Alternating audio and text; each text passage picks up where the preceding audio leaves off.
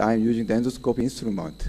And actually, the surgical process, the use of instrument is same as the lumbar interlaminar approach. So I'll talk about the indication mostly, and I show how endoscopic surgery PCF is applied and what's the clinical and radiological outcome. And I'll show video also.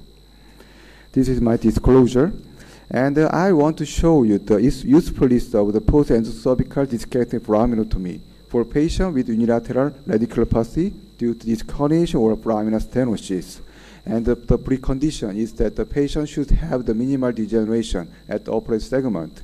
For the patient with advanced degeneration or severe degeneration or disc space narrowing or facet joint hypertrophy, I don't recommend endoscopic surgery.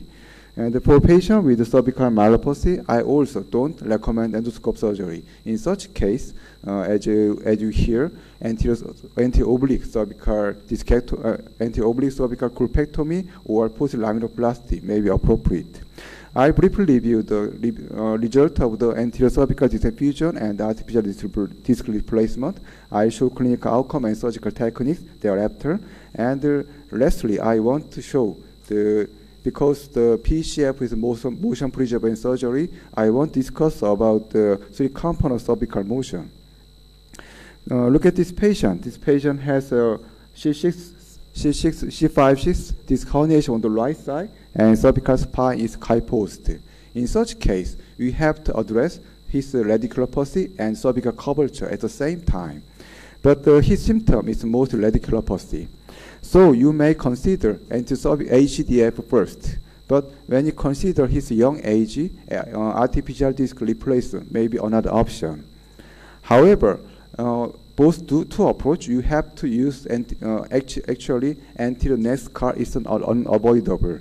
So actually, it's a big cosmetic problem for the young generation. I think if there's a broken door, we have to find a way to repair. And actually, fixation is not always a solution. If we fix one door, we have to use the other door, and the other door will be broken soon. And that is the adjacent problem. And you know, this is known to be occur in 2.5 per year, 0.5% per year. So we have to find a way to use both doors.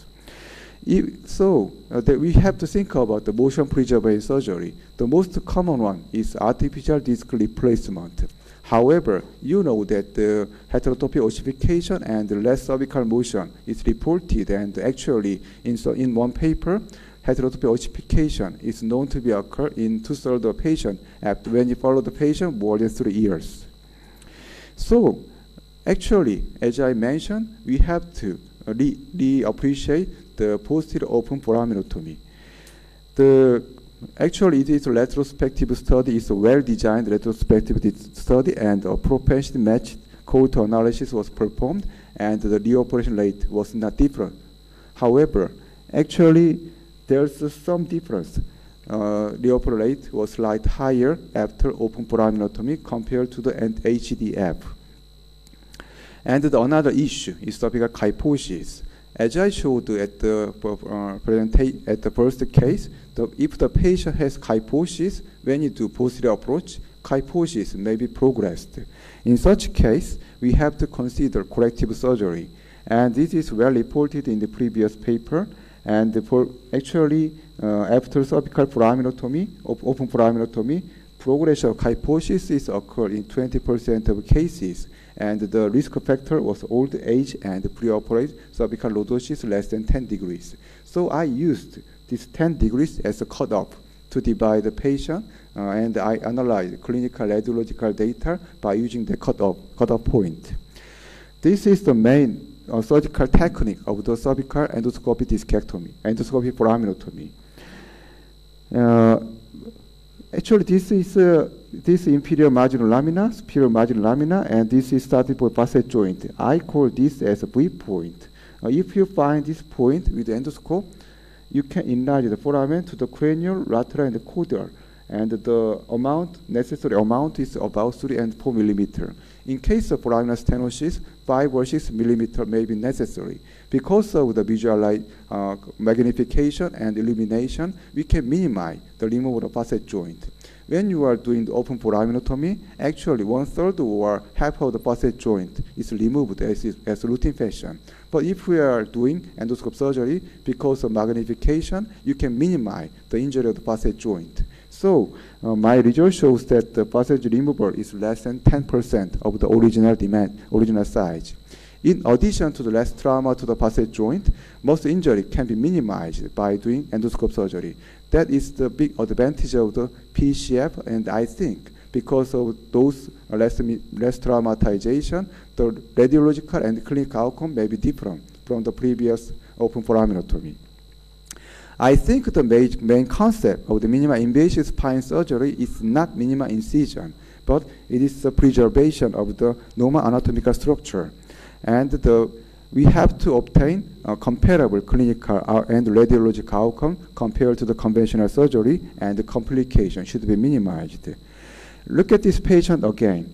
He has the disc herniation at here, and his problem was radiculopathy. Actually, although there's a kyphosis was not his major complaint. So I decided to address the radiculopathy only, and I performed PCF. Actually, I used the same endoscope instrument as the lumbar spine, and the actual surgical procedure is very similar as the interlaminar approach. And this is my operating room setup, and I used the usual endoscopic visualization, and I used intraoperative monitoring, and the water is hang about 1.5 meter above the patient, because when you are doing cervical spine surgery, increased water pressure may increase intracranial pressure and may cause spinal cord injury. So I recommend not to use irrigation pump, but to use gravity to control the pressure of the water, and actually the entry point endoscope should not be plugged. In case of bleeding in lumbar spine, you may use the diaphragm to prevent or to increase water pressure to control the bleeding. But in cervical spine, it may cause spinal cord injury, so I don't recommend use the diaphragm or use the irrigation pump. The difference of the endoscope surgery is that we are working at the small operative field. The operative procedure is not so different from the open procedure, but we should work in the small operative field. But actually, at the beginning, it was difficult to get a good orientation. But if you know the patient position, and if you find this viewpoint, and you can do surgery, because the surgical technique is the same as the open cervical foraminotomy. Only difference is a small, narrow surgical field. So after experiencing several cases endoscopic view, you may realize that the surgical procedure is not so different from the open surgical technique. There's a criticism that because we are using the endoscope small instrument, actually the compression may not be sufficient. But nowadays, with the development of various kind of drill and curved drill, we can extend the foraminotomy as you want. And when you are doing foraminotomy to the cranial and to the medial to lateral, you can get enough decompression. And as I mentioned, I used 10 degrees as a cutoff point to analyze clinical and radiological outcome. Actually, in clinical aspect, there's no big difference between patients with good lordosis and less lordosis. And the improvement time is also not so different. And there's no case of progression of cervical kyphosis when you follow the patient. So I think that minimization of the facet joint injury and muscle injury may influence on the cervical may not deteriorate the cervical curvature. There's a well-designed randomized control trial, and in this paper, there's also no difference of the clinical outcome between HDF and PCF.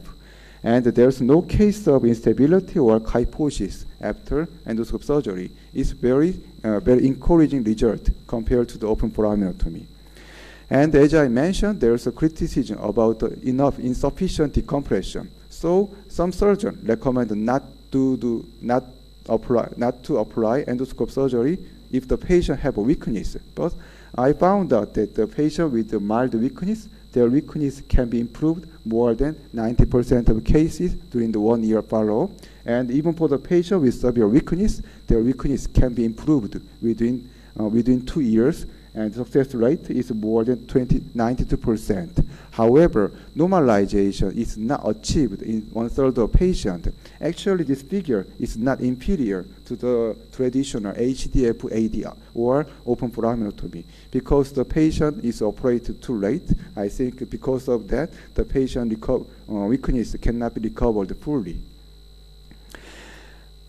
Let's turn to the patient image again. The patient have a kyphosis, but I think that this kyphosis is not structural one. It may be functional one. Because of pain, patient may have a kyphotic posture to reduce the pain. So if we reduce the pain, patient posture can be normalized, and patient neck motion can be improved. So I analyze patient motion in 3 different aspects. The first one is posture, second one is quantity of cervical motion, and third one is quality of cervical motion. I'll show another case. This patient have a disc herniation at C6-7 on the left side, and because of weakness and pain, I decide to the endoscope surgery. And the pre-op X-ray shows kyphosis and limitation on extend X-ray. But as I mentioned, patient cannot extend her neck because of pain. Her spotting test was positive. So if I just address the radicular pain, then patient curvature can be improved. I'll show you a video. This is cranial and the caudal and the lateral and the medial, and this is the V point. Can you identify? This is the inferior marginal lamina, superior marginal lamina, facet joint. This is the V point.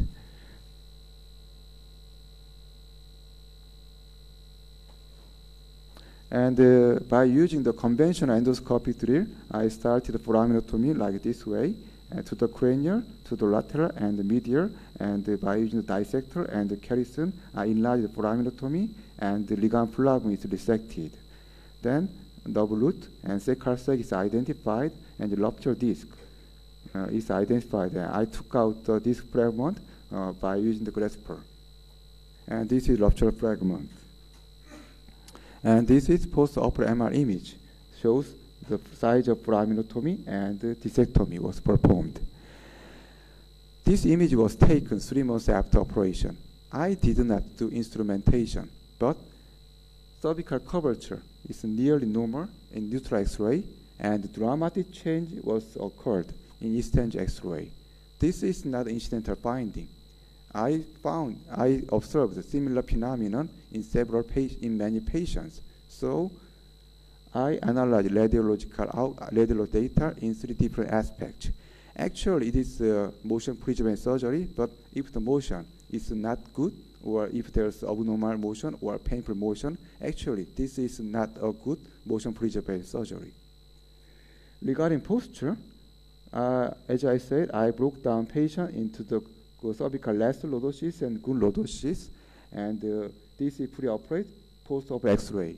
And the patient with the lateral lordosis, their curvature was significantly improved after PCF, and there's no case of worsening of cervical lordosis or progression of kyphosis.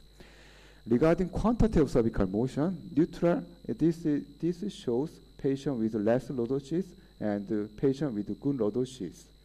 Before operation, there's a difference, but after operation, actually cervical lordosis was improved, and there's no statistical difference, and the change was occurred remarkably in extend X-ray. Because of that, range of motion is improved, and there's no difference between the patient with pre-operative lateral lordosis and gun lordosis. And Heon slope and cervical curvature mismatch was also improved. Regarding quality, actually, this is not actually the best method, but this is a retrospective study, and I just have the full flexion and extend X-ray. So I used the instantaneous axial rotation. I calculate instantaneous axial rotation to show the quality of cervical motion. And I compare three different surgical techniques: total disc replacement and posterior open foraminotomy.